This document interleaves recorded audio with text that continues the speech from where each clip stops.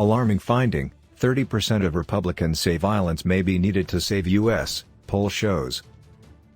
Almost one-third of Republicans say they think violence may be necessary to solve the problems facing the United States, according to a new national survey by the nonprofit Public Religion Research Institute. The finding is part of PRRI's 12th annual American Values Survey released Monday, which, among other things, highlights the continued impact of the same falsehoods and conspiracy theories that fueled the violent January 6 attack on the U.S. Capitol nearly 1 year later. The survey was conducted between September 16 and September 29 through online interviews with a random sample of 2,508 adults living in all 50 states. Nearly 1 in 5, or 18%, of overall respondents said they agreed with the statement, "Because things have gotten so far off track, true American patriots may have to resort to violence in order to save our country," including 30% of Republicans, 11% of Democrats and 17% of independents. "It is an alarming finding," said Robert Jones, CEO and founder of PRRI. "I've been doing this a while, for decades, and it's not the kind of finding that as a sociologist, a public opinion pollster, that you're used to seeing." Overall, the responses to this question illustrate the significant and rapidly increasing polarization in the United States, he said. Mark Pitcavage, a senior research fellow at the Anti-Defamation League Center on Extremism, said that it's extremely disturbing that nearly a third of the Republicans measured in this poll are getting comfortable with the idea of political violence. And, he said, the much smaller percentages of Democrats and independents who expressed support for this idea are also enough to be concerning. Jones said the substantial showing of support for political violence among Republicans is a direct result of former President Trump calling into question the election, pointing to another stark finding from the PRRI poll: more than two-thirds of Republicans, or 68%, continue to believe the 2020 presidential election was stolen from Donald Trump, compared to 26% of independents and just 6% of Democrats. According to the survey, Americans who believe Trump won the 2020 election are roughly 4 times as likely than those who don't to agree that violence may be necessary to save our country, by measure of 39% to 10%. Since he lost the election a year ago, Trump has spread false conspiracy theories claiming that the election was rigged and that President Biden's win was illegitimate. The findings also seem to demonstrate a clear correlation between people's views and their preferred news sources.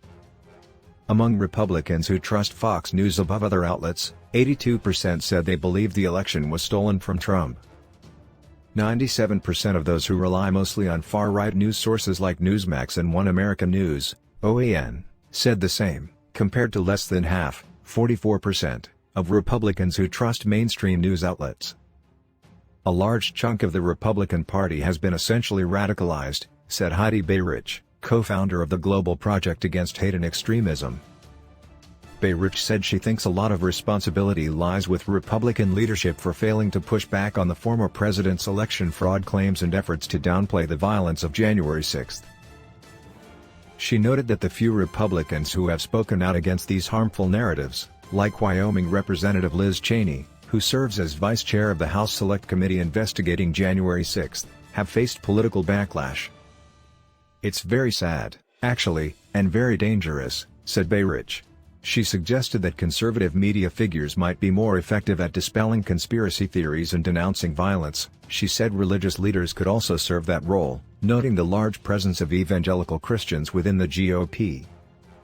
According to the PRRI study, a majority of white evangelicals, 60%, said they believe the election was stolen from Trump. White evangelicals were also the religious group most likely to think that true American patriots might have to resort to violence in order to save our country, with 26% saying they agree. Pitcavage, a historian and authority on extremism in the United States, explained that political violence in America has traditionally come from the fringes of society. But, he said, the more society becomes polarized, the more there is a chance that political violence will not only come from extremists, but will come from really angry, agitated people in the mainstream as well. Pitcavage pointed to the more than 650 people who've been arrested so far in relation to the January 6 storming of the Capitol as an example of this. About a quarter of them have previous ties to known extremist groups or movements, from the militia movement to white supremacists, to conspiracy theorists, said Pitcavage. About a quarter of them have previous ties to known extremist groups or movements, from the militia movement to white supremacists, to conspiracy theorists. The nightmare scenario is that this polarization will continue and there will be more and more instances where there could be mob violence or other types of violence ranging from volatile lone wolves acting out to people actually organizing and committing terrorist acts, Pitcairn said. In response to a request for comment on the findings of the latest PRRI survey, a spokesperson for the FBI referred Yahoo News to previous congressional testimony by FBI officials addressing domestic extremism. In testimony given last month before the Senate Homeland Security Committee, FBI Director Christopher Wray said that since spring of 2020, the FBI has more than doubled its number of domestic terrorism investigations, to about 2,700 open cases. To meet that evolving threat, the FBI has surged resources to our domestic terrorism investigations in the last year, increasing personnel by 260 personnel, Wray told senators at the time. A spokesperson for the Department of Homeland Security similarly pointed to previous comments made by Homeland Security Secretary Alejandro Mayorkas about domestic terrorism.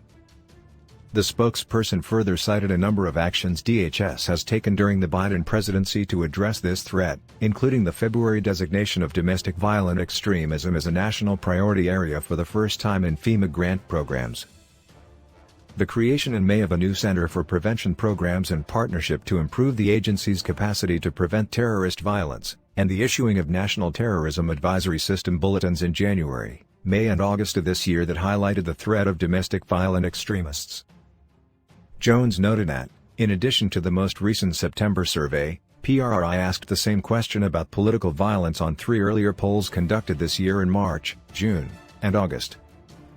He and his colleagues expected to see greater support for political violence in the heat of the moment, right after January 6, but they predicted that people would back away from those views over the course of the year. Instead, the responses have remained fairly consistent since March, when 15% of respondents agreed that true American patriots may have to resort to violence, including 28% of Republicans, 13% of independents and 7% of Democrats. As we've gotten some distance, from January 6, one might hope cooler heads would prevail, but we really haven't seen that, said Jones. As we've gotten some distance, from January 6, one might hope cooler heads would prevail, but we really haven't seen that.